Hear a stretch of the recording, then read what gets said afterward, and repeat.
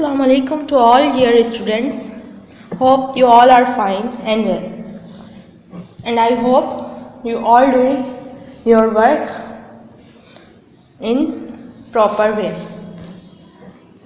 Students, as you all know that school is off due to COVID-19 and we all are suffering from this COVID situation.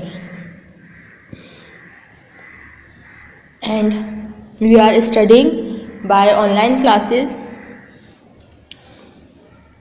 I hope you all are taking proper precautions about COVID-19. Wear mask, use hand sanitizer, and also keep distance from others 6 to 3 feet. Students, last time I explained chapter natural resources of South Asia.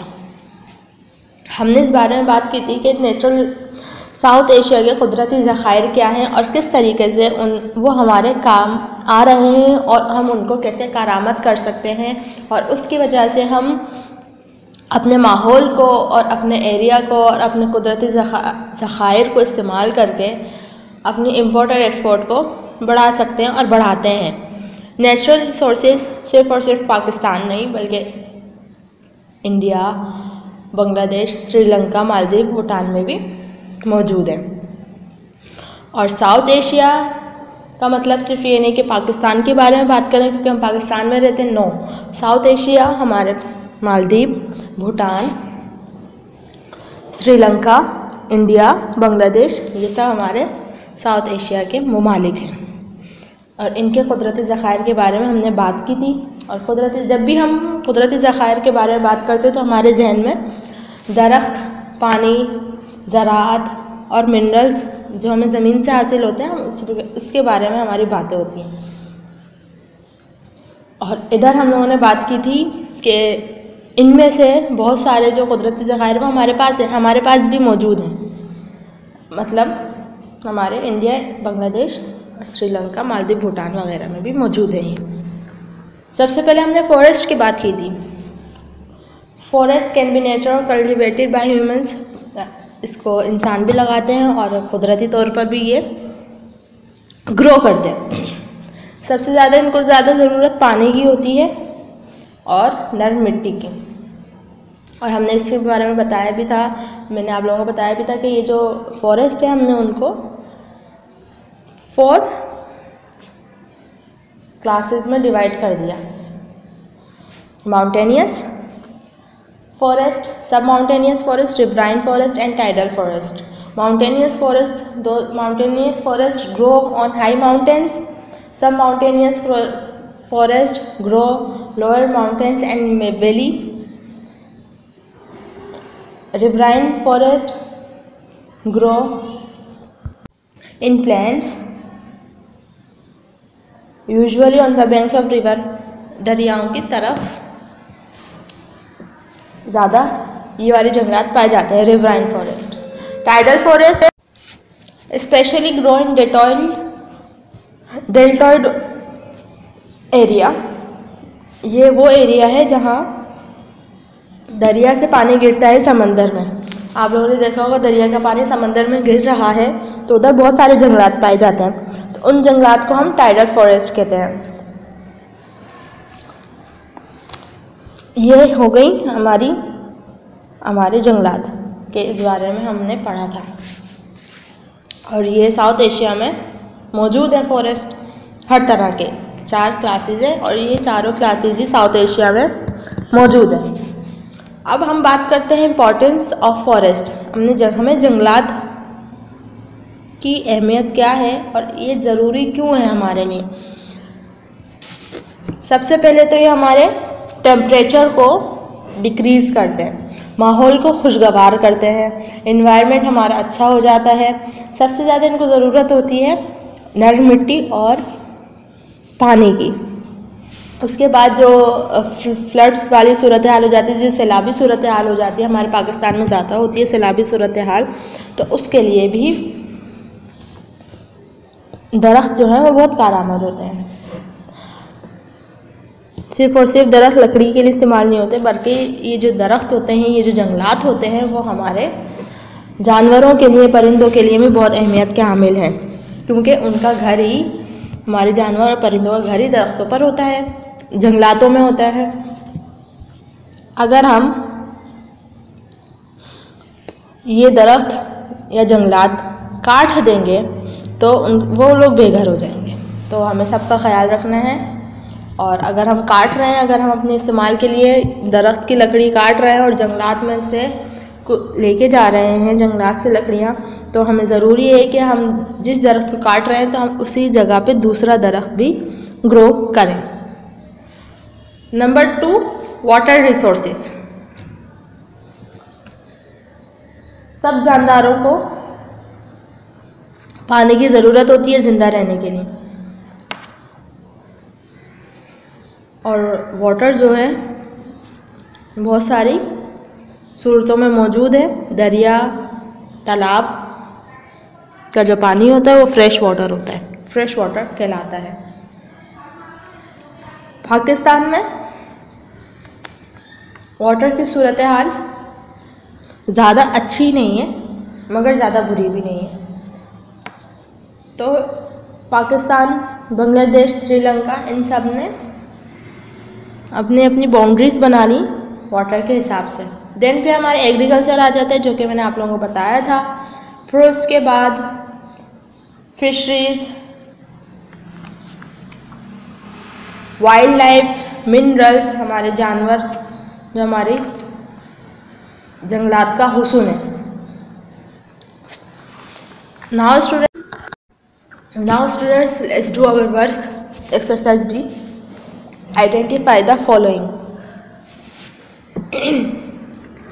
Number 1, आपने identify करना है कि ये क्या है। An area covered by trees usually growing naturally but sometimes cultivated by humans. एक ऐसा area जो दरख्तों से कवर होता है और आम तौर पे ये कुदरती ग्रो करता है, और कभी कभी ये इंसानों से भी जानवर को लगाते हैं। तो ये क्या है? फॉरेस्ट जो है वो ट्रीज़ पर मुश्तमिल होता है, जंगलात, तो forest. Number 2, an important requirement for life on this planet, it can be fresh और सॉल्टी। एक बहुत ज़रूरियात ज़िंदगी की हमारी ज़रूरत है और हमारे लिए अहमियत का हामिल है। वो फ्रेश भी होता है और कभी कभी सॉल्टी मतलब नमकीन। तो वो क्या है? Water. N area covered by trees usually growing naturally but sometimes cultivated by humans. हमने आइडेंटिफाई किया कि ये कौन है? फॉरेस्ट। जो दरख्त जो है, दरख्त से ये एरिया कवर होता है और आम तौर पे ये कुदरती ग्रो करता है। Number 2, an important requirement for life on this planet, it can be fresh और सॉल्टी। एक हमारी ज़िंदगी की ज़रूरी चीज़ है जो कि हमें चाहिए होती है, और ये फ्रेश भी होता है कभी, और फ्रेश भी होता है और नमकीन भी होता है। क्या है? वाटर। सो स्टूडेंट्स, आप लोगों ने ये काम करना है। अगर जिन बच्चों का ये काम नहीं हुआ वो अपना काम कंप्लीट करें, ताकि आप लोगों का सिलेबस जो है वो कंप्लीट हो जाए और सीक्वेंस में आप लोगों का काम हो। कोई बच्चा जो ऐसा रह गया है कि उसको ये वर्क अंडरस्टैंड नहीं हुआ, उनको समझ नहीं आया, तो they can ask me on group, जो कि आप लोगों को पता है। आप लोगों की टाइमिंग जो है ग्रुप्स की, ये आप लोगों को पता है। तो स्टूडेंट्स, मैं आप लोगों को natural resources of South Asia के बारे में बता रही थी कि हमारे क्या क्या नेचुरल रिसोर्सेज है। फिशरीज है, पोल्ट्री फार्म्स होते हैं, एग्रीकल्चर। हमारा एग्रीकल्चर बहुत अच्छा है हमारे साउथ एशिया का, जिनमें T, wheat, cotton, rice, oil seeds, jute, sugar cane वगैरह जो है हमारे साउथ एशिया में ग्रो करती हैं और ये हमारी क्रॉप्स हैं। जी। Number 3, a major problem in agriculture, it is caused by the increase of the salt quantity in the soil. सबसे बड़ी वजह जो है हमारे एग्रीकल्चर की है कि वो हमारी सॉल्ट क्वांटिटी को बढ़ा देती है पानी में, मिट्टी में बढ़ा देती है वो हमारी सॉल्ट क्वांटिटी को। तो वो क्या है? सॉलिनिटी। क्या है? Salinity. Number 4, a job that involves digging out minerals. एक ऐसा पेशा जो कि डिगिंग आउट करता है मिनरल्स को, हमारे मिनरल्स निकालता है ज़मीन से, मादनियात निकालता है हमारी ज़मीन से। तो वो कौन सा पेशा है? Mining. Number 5, an abbreviation containing 3 letters which stands for predicting the effect of a development project on the natural environment of an area। ये एब्रीविएशन है जो कि 3 लेटर्स पर मुश्तमिल है और जो प्रेडिक्ट करती है कि हमारे जो नेचुरल इन्वायरमेंट है वो कैसे डेवलप्ड हो रहा है और वो प्रोजेक्ट बनाती है। तो वो कौन सी एब्रीविएशन है या कौन सा इदारा है? तो वो है EIA, environment impact assessment. Environment Impact Assessment. What is Environment Impact Assessment? In 1969, the USA passed a law requiring a development project to assess or calculate how their project would affect the natural environment of an area before starting such a project. In short, this is called EIA. And many countries in the world are now making this compulsory in their areas. Pakistan has also made a similar law. Many engineers specialize in EIA.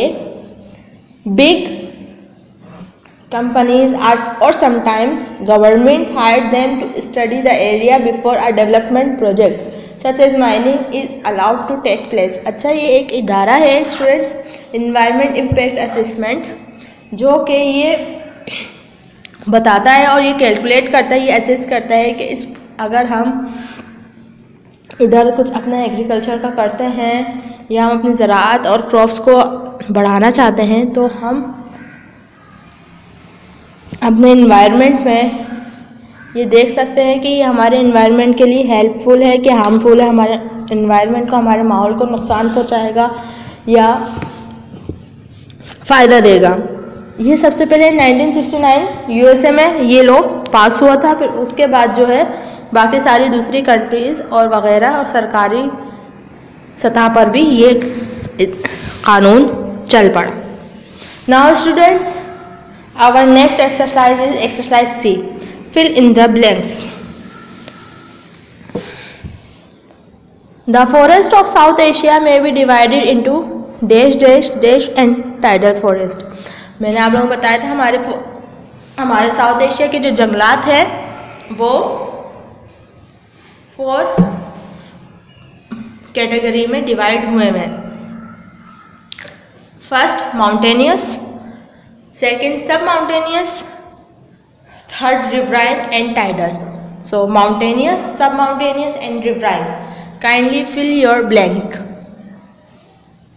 Number 2, the EIA stands for, EIA की full form क्या है? What is the full form of EIA? The full form is environment impact assessment. EIA की full form है environment impact assessment. Number 3, useful substances found underground are generally called. जो हमारे काम के होते हैं वो ज़मीन के अंदर होते हैं और हम उनको फाउंड करते हैं, ज़्यादातर हम उनको ढूंढते हैं, तो वो क्या कहलाते हैं? मिनरल्स, मादनियात, जो कि साउथ एशिया में मिनरल्स जैसे निकलते हैं उस वर्क को हम माइनिंग कहते हैं कि वो किस तरह से निकलते हैं।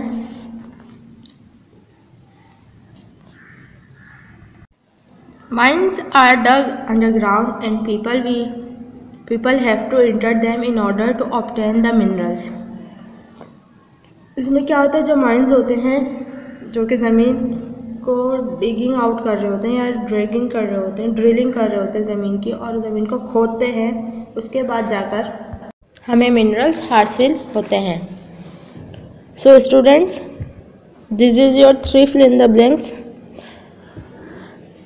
Kindly complete your work.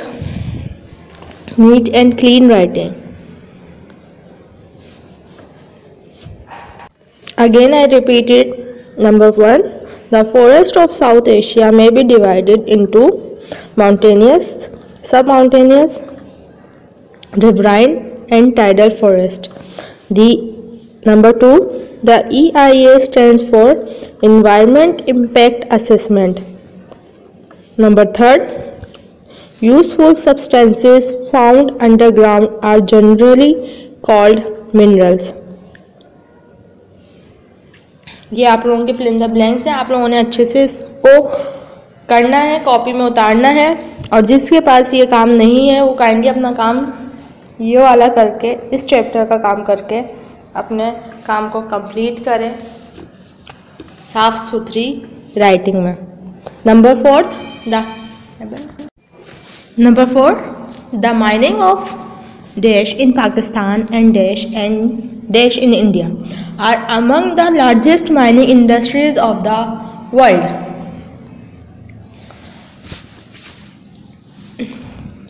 Blanks में सॉल्ट, आयरन और कोल, ये हमारी सबसे बड़ी माइनिंग की इंडस्ट्रीज़ हैं दुनिया में। पाकिस्तान में सॉल्ट की और इंडिया में आयरन और कोल की। पाकिस्तान में नमक की कान है और इंडिया में लोहा और कोयला जो होता है हमारा, उसकी कान है। और ये दुनिया में सबसे बड़ी माइनिंग की इंडस्ट्रीज़ हैं जो कि अभी भी हैं। Mining is a dangerous job because the mines usually have to penetrate deep into the surface of the earth. जो लोग माइनिंग करते हैं वो सबसे खतरनाक, मुश्किल कह सकते हैं हम कि वो सबसे मुश्किल जॉब है, क्योंकि जो मादनियात होते हैं हमारे सबसे ज़्यादा तो वो सबसे नीचे होते हैं ज़मीन के, और वहाँ पे जो है ना सांस लेने की जगह होती है, ना हवा होती है, ना खुली हवा होती है जो कि हम सांस ले सकें जिसमें हम, तो ये सबसे मुश्किल काम होता है, सबसे मुश्किल पेशा है ये, जो कि हमारे पाकिस्तान और साउथ एशिया के लोग इसको करते हैं। This is very little oxygen there, बहुत छोटी मिकदार में या बहुत थोड़ी सी ऑक्सीजन होती है वहाँ पे, और वहाँ पे जो है मादनियात की वजह से, जो हमारे मिनरल्स होते हैं उनकी वजह से कुछ जहरीली गैसें भी होती हैं जो हमारे कानकुनों को, जो हमारे माइंस होते हैं, जो हमारे जो कानकुन होते हैं, जो कानों में काम करते हैं, उनको बहुत दुश्वारी होती है इन सब चीज़ों से। Is therefore very important to take proper measure to ensure that safety of the miners. इसलिए बहुत ज़रूरी है कि हम पूरी प्रॉपर मेजरमेंट करें कि हमारे जो माइनिंग के जो मेथड है वो किस तरीके से होगा, और हमारे जो कानकुन हैं हम उनकी हिफाजत का जिम्मा भी अच्छे से करें। Number 5, mining result in the destruction of the natural land form. Mining का जो रिजल्ट आता है वो लैंड फॉर्म में आता है, ज़मीनी फॉर्म में आता है। सो स्टूडेंट्स, ये आप लोगों की फिल इन द ब्लैंक्स थी 5, जो कि मैंने आप लोगों को काम करवा दिया इसका अभी, और आप लोगों ने शायद ये काम किया हो। जिन बच्चों का काम ये कंप्लीट नहीं है वो काइंडली अपना काम कंप्लीट कीजिए, क्योंकि हमारा जो सिलेबस है वो कंप्लीट हो चुका है मंथ ऑफ जनवरी का, और आप लोगों ने इस काम को करना है ताकि आप लोगों का काम प्रॉपर हो और साफ़ सुथरी राइटिंग हो। काइंडली अपनी राइटिंग को अच्छे से करिए, अपनी राइटिंग को अच्छे से साफ़ कीजिए ताकि आपकी जो कॉपी है वो निखरे, अच्छी लगे, और आपको ख़ुद को भी अपना काम अच्छा लगे और पसंद आए। Students, now next is question answer. What types of forest are found in South Asia, why are they important? किस किस्म के, किस टाइप के जंगलात होते हैं, ये जंगलात हैं हमारे साउथ एशिया में, और ये हमारे लिए क्यों अहमियत के हामिल हैं?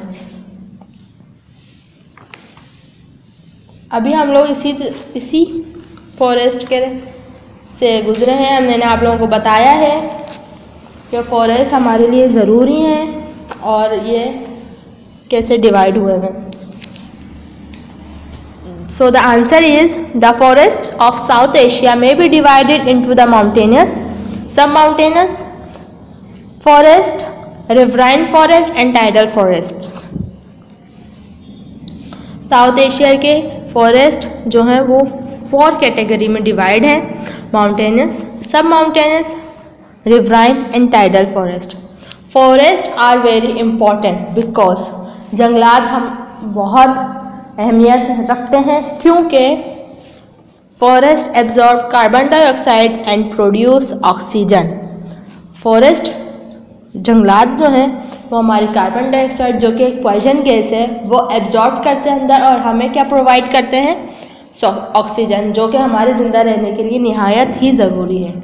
और उसके बाद वो हमारे टेम्परेचर जो होता है, हमारे गर्मियों में जो टेम्परेचर इतना बढ़ जाता है जिसकी वजह से हमें गर्मी फील हो रही होती है, तो उस टेम्परेचर को भी कूल डाउन करते हैं। और तकरीबन अगर हमारे इर्द गिर्द अच्छे पौधे, अच्छे जंगल, अच्छे दरख्त लगे हुए हैं तो हमारा टेम्परेचर जो होगा वो एक्चुअली टेम्परेचर से 5 डिग्री सेंटीग्रेड कम होगा। तो इसलिए हमारे लिए जंगलात बहुत अहमियत के हामिल हैं। अगर ये जंगलात नहीं होंगे तो हमें अच्छी हवा नहीं मिलेगी और हम अच्छे से सांस नहीं ले सकते, हमें सांस लेने में प्रॉब्लम होगी। Number 2, forest are the only home to animals, birds and plants. पौधे, जानवर और परिंदे, इन सब के लिए एक घर है, एक इकलौता घर है जंगल, जहाँ पे ये लोग रहते हैं। All this living things also have the right to live. हर जानदार को रहने का हक है, जीने का हक है कि अपनी मर्जी से कैसे जीता है।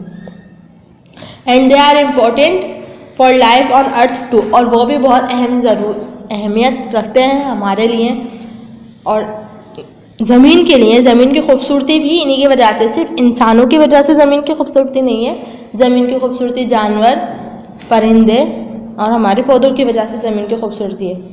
If a forest is cut down then these creatures also die away.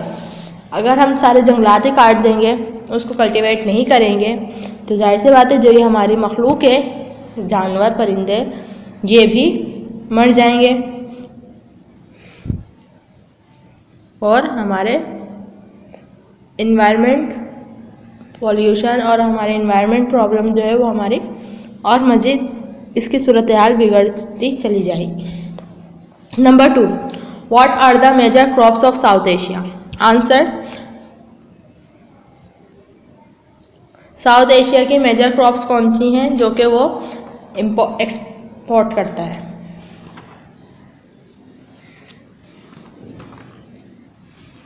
South Asia में मैंने आप लोगों को बताया था कि the main crops of South Asia include rice, wheat, pulses, sugar cane, tea and oil seeds. ये हमारे साउथ एशिया की क्रॉप्स हैं। The major crops of South Asia include rice, wheat, pulses, sugar cane, tea, oil seeds. Tobacco is also grow in South Asia, specially in Pakistan and India. Tobacco जो है सबसे ज़्यादा पाकिस्तान और India में grow करता है, जो कि हमारी हेल्थ के लिए तो नुकसानदेह है, लेकिन अगर इसको किसी और चीज़ में, किसी और प्रैक्टिकल के लिए अगर हम इसको इस्तेमाल करें तो शायद ये हमारे लिए हार्मफुल ना हो, लेकिन हमने इसको अपने लिए हम इंसानों के लिए खाने के लिए एक नुकसानदेह चीज़ है, जिसकी वजह से लोग कैंसर में मुब्तला हो जाते हैं और तरह तरह की बीमारियों में मुब्तला हो जाते हैं। सो हमें ज़रूरत है कि हम जो हमारी ज़िंदगी के लिए ज़रूरी है हम वही चीज़ें खाएं। So students, now next question is, what are the major problems of agriculture in this region? ज़राअत की सबसे बड़ी मसाइल जो हैं, जो मसले हैं, वो क्या हैं? Answer is, major problems of agriculture in South Asia are loss of lands, scarcity of water and poverty. ये हमारी मेजर प्रॉब्लम्स है एग्रीकल्चर की कि हमें पानी सही से मैसर नहीं होता, हमारी ज़मीन जो है वो लॉस हो गई है, हमारी ज़मीनें जो हैं वो अच्छी नहीं हैं, और हमारे पानी में जो है वो नमकियात आ जाते हैं और पानी हमारा अच्छा नहीं, जिसकी वजह से हमारी एग्रीकल्चर जो है हमारा नुकसान में जा रहा है, जो कि हमारी ज़राअत के लिए सही नहीं है। क्योंकि हमारी पाकिस्तान में हमारी ज़राअत का से ज़्यादा लोग वाबस्ता हैं, ज़राअत का पेशा जो है वो ज़्यादा लोग करते हैं। हमारे रोज़ी सबसे ज़्यादा गांव देहात में जो एग्रीकल्चर है, ज़राअत होती है, उसमें ज़्यादा लोग इंटरेस्ट लेते हैं, या उसकी वजह से ज़्यादा लोग एग्रीकल्चर करते हैं।